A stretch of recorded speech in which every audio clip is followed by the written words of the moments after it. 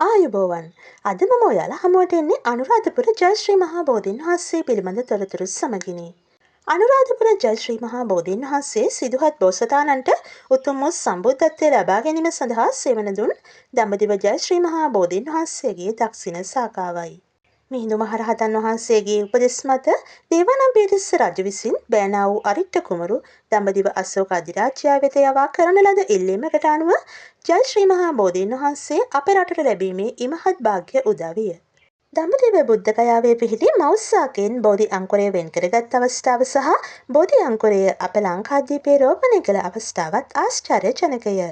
එම අවස්ථාවන්හිදී දෙවිවරු අහසේ සිට ප්‍රීතිඝෝෂා පවත්වමින් සාදුකාර දුන් බවත් යක්ෂ සහ අසුර පිරිස් නාද පැවැත්වූ බවත් සඳහන් වෙයි.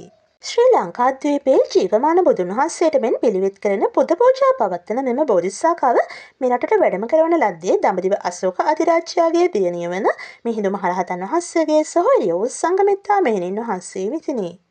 දේවානම්පියතිස්ස රජු ඇතුළු බෞද්ධ ජනතාව විසින් මහත් හර්ෂයෙන් පිළිගත් ශ්‍රී මහා බෝධි දක්ෂිණ ශාඛාව උඳුවප් පොහෝ දිනට පෙර දින සවස් කාලයේ අඩි 21ක් පමණ ගොඩ කරන ලද භූමියෙහි රෙහෙණ නැකතින් රෝපණය කළ බව ඉතිහාසයේ සඳහන් වෙයි.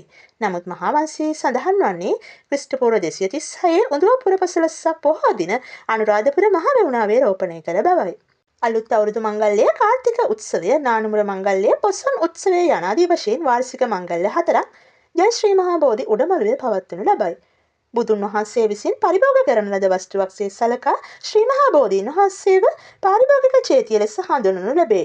බෞද්ධ ජනතාව ශ්‍රී මහා බෝධීන් වහන්සේ වෙත පැමිණීමෙන් ඔවුන්ගේ ජීවිතයට මහත් ආශිර්වාදයක් ලැබෙන බව විශ්වාස කරති. බෞද්ධ සාහිත්‍යයේ සඳහන් පරිදි මෙරට රාජ්‍ය පාලනය, බුද්ධ ශාසනය, මෙහෙණි සස්න, රාජ්‍යත්වය හා සංස්කෘතිකාංග ඇතුළු සකලවිධ සමාජීය සාධක එක්තැන් වූ ඓතිහාසික කේන්ද්‍රස්ථානය වන්නේ ශ්‍රී මහා බෝධීන් වහන්සේය. අනුරාධපුරයේ පිහිටි පූජනීය ස්ථාන අතුරින් බෞද්ධයන්ගේ මුදොන්මල්කඩ ලෙස සැලකෙන ශ්‍රී මහා බෝධීන් වහන්සේ සුවහසක් ජනතාවගේ ගෞරවාදරයට පත් උතුම් වූ පූජනීය වෘක්ෂයකි.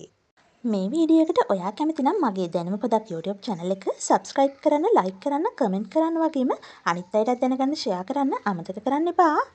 මගේ වීඩියෝ නැරඹුව ඔයාලට බොහොම ස්තුතියි. නැවතත් දැනුම පිරුණු අලුත්ම වීඩියෝවක් සමගින් ඔබ හමුවන බලාපොරොත්තු වෙමින් අදට සමුගන්නවා.